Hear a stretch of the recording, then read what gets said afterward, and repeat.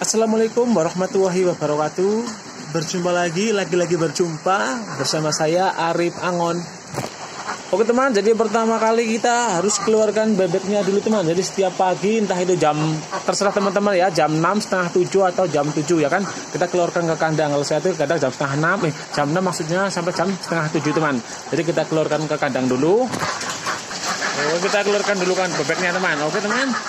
Jadi kita pertama-tama sebelum dikasih pakan kita bersihkan kandangnya dulu teman. Jadi telurnya biar dulu kita ambil dulu sebentar. Habis itu kita bersihkan kandangnya. Jadi teman, cuaca di kampung saya teman, jadi pagi-pagi seperti ini udah musim hujan teman. Ini udah dari kemarin sore belum juga reda hujannya. Ini jadi bebeknya itu kalau musim hujan itu kadang produksi telurnya menurun teman. Jadi biarkan bebek di sini dulu sebentar, kurang lebih setengah jam teman. Biarkan dia minum atau bermain sebentar teman. Jadi di lingkungan yang jangan terlalu luas-luas teman, kasih beli tempat sedikit aja supaya dia energinya tidak banyak yang keluar ya kan. Nah seperti ini, biarkan dia main sebentar, kurang lebih setengah jam. Jadi kalau kita mengeluarkan jam 6 pagi, terus nanti kita baru setengah 7 kita kasih pakan teman. Oke teman, jadi kita itu harus konsisten teman. Jadi kalau setiap pagi jam 6 atau setengah 7 atau jam 7 itu terus berulang seperti itu teman. Jadi kalau sorenya itu jam 3 atau jam 4 seperti itu teman. Jadi jangan pindah-pindah jam. Jadi supaya produksi telurnya lebih bagus teman, bebeknya ya kan, jadi stabil seperti itu. Jadi kalau pemberian pakannya tidak stabil, maksudnya tidak sesuai jam yang pernah kita berikan, misal kita makannya tuh terserah kita ya kan, kadang jam 7, jam 8 atau jam setengah 9, sorenya kadang jam 3 atau jam 4, bahkan jam 5, itu kan justru telurnya itu tidak stabil teman. Kalau orang Jawa itu bisa disebut dia itu bebeknya cepat telat. Telat itu bertelur, jadi sekarang bertelur, besok tidak, besoknya lagi bertelur seperti itu teman. Jadi enggak setiap hari bertelur seperti itu teman bebeknya. Jadi kita tuh pemberiannya tuh harus stabil, konsisten ya kan jamnya. Misal jam 6 atau jam 7 maksimal ya kan, kalau saya seperti itu. Terus kalau sorenya jam 3 atau setengah 4 seperti itu teman. Jadi ini cara saya seperti itu teman. Jadi setiap peternakan mempunyai cara sendiri-sendiri dalam pemberian pakannya ya kan. Itu yang penting, itu intinya itu yang stabil waktunya. Seperti itu teman. Setelah bebek keluar, kita ambil telurnya dulu teman, sebelum dibersihkan atau diberi pakan. Oke. Telurnya biasanya berserakan di mana-mana karena ini kandangnya di bawah, di atas kolam teman. Dan seperti ini. Ini ada di sini ada 3 ya kan. Dan di sana masih. Oke teman, jadi setelah kita ambil telur, kita bersihkan kandang dulu teman. Oke teman, setelah itu kita bersihkan kandang supaya lebih bersih dan terhindar dari banyak penyakit ya kan. Kalau kandang bersihkan, bebeknya jadi nyaman, jadi dia terhindar dari banyak penyakit teman. Jadi bebek itu kalau tempatnya kotor, terutama kandang utama buat dia bertelur itu, kalau dia kotor tuh bebeknya juga tidak suka teman, seperti itu. Jadi dia sukanya yang telur bersih.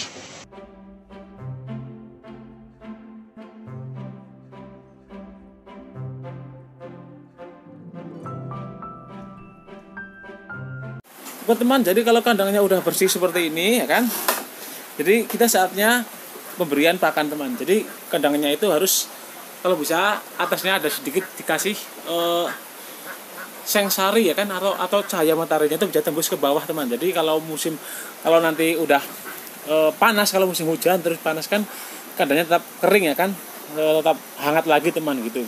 Ini kan di atas kolam ya kan, jadi ini jauh dari pemukiman. Kalau bisa itu kalau di dekat perumahan, kalau musim hujan seperti ini kan, kita harus dipasang penghangat ruangan ya kan. Misal pakai lampu-lampu yang bolam, bukan lampu LED tapi yang bolam, itu kan lebih hangat untuk bebeknya, supaya telurnya lebih maksimal teman. Kalau di musim hujan, kalau di musim nggak hujan sih nggak masalah kan. Jadi kalau saya ini kan saya di sawah, jadi tidak ada penerangan teman. Jadi ya apa adanya seperti ini ya, seperti itu teman.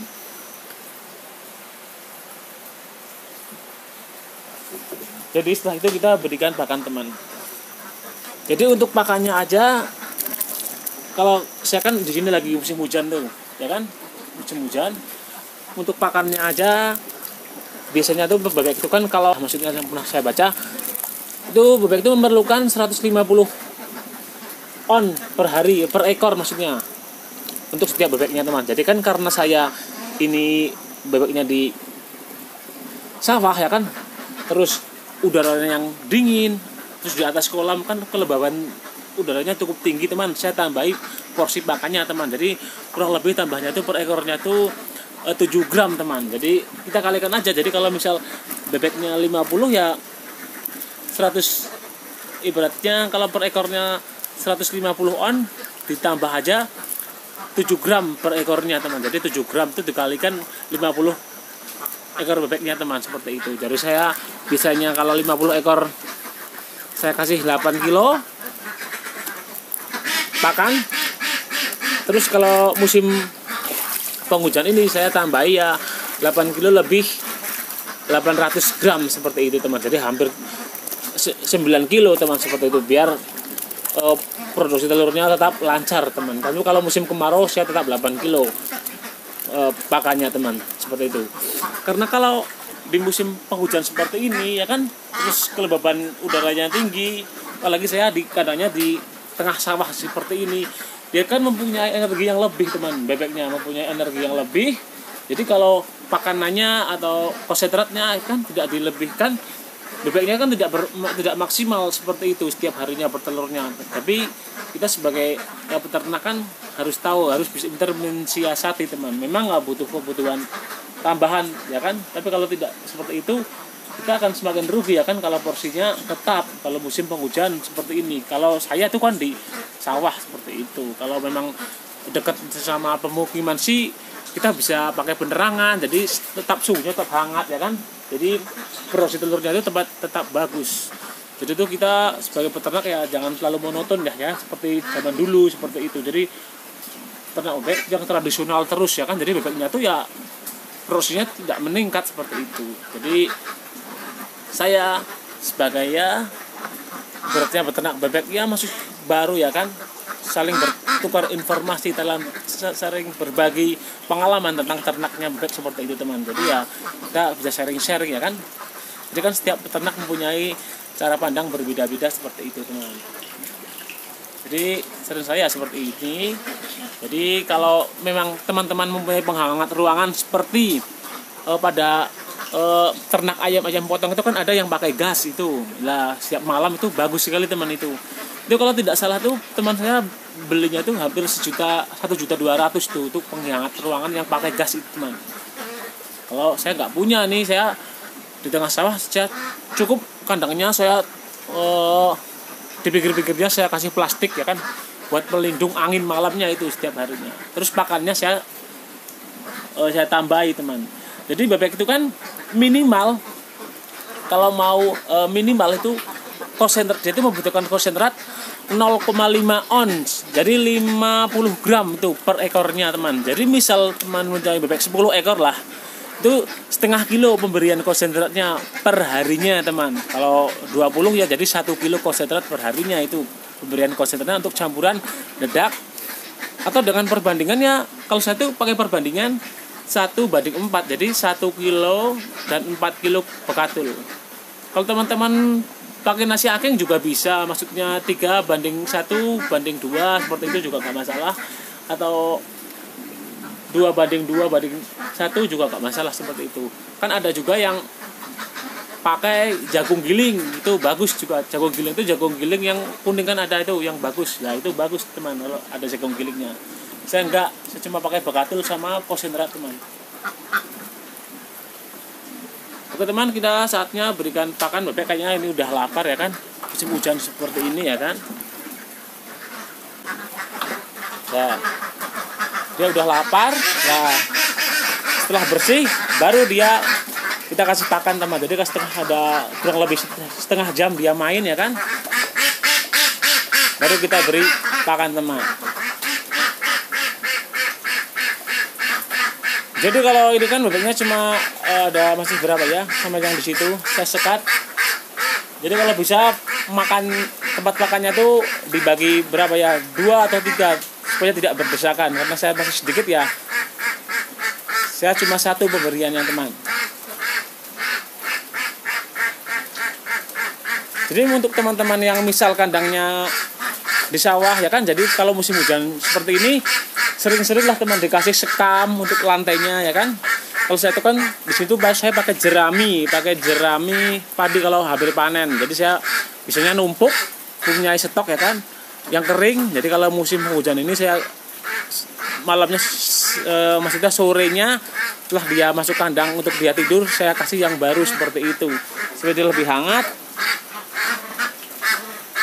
dan lebih maksimal ya kan produksi telurnya kalau hangat seperti itu teman. Terus papan umbaran kalau bisa sih kalau di kandangan tuh lebih maksimal teman, kalau di kandangan di sini aja telurnya seperti itu. Karena saya memang untuk tempat dia bermain atau berjemur memang saya sengaja buat sesempit mungkin, dikit aja teman, supaya dia tidak mengeluarkan banyak energi untuk dia kesana kemari ya kan. Jadi cukup supaya di sini aja dulu ya kan, cuma dia jemur mandi terus dia bisa masuk lagi seperti itu.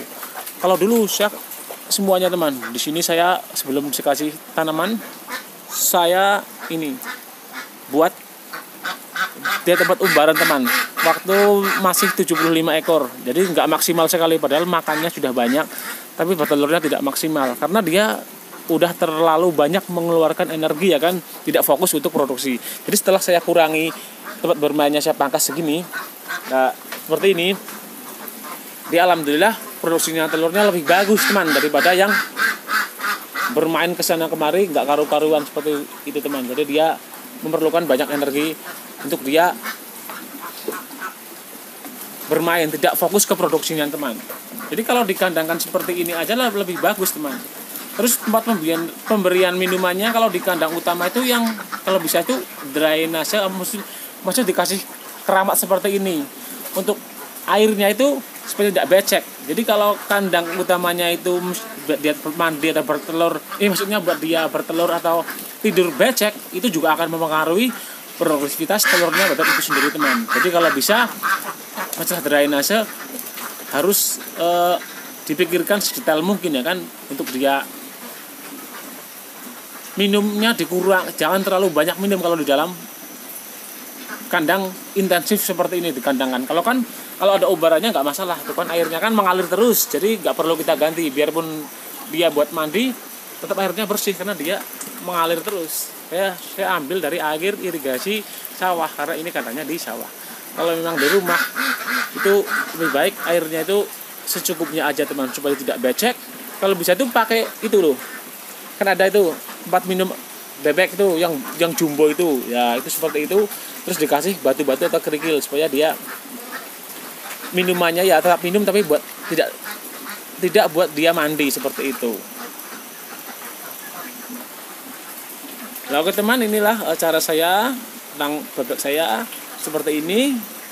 Ya mungkin teman-teman juga mempunyai cara yang masing-masing, bisa komen di komentar ya kan. Kita saling bertukar pikiran, saling berbagi ilmu, karena ilmu yang bermanfaat itu adalah ilmu yang dibagikan teman. Oke teman, ini ada aja yang dapat saya sampaikan. Saya akhiri, wassalamualaikum warahmatullahi wabarakatuh. Salam sukses buat peternak Indonesia.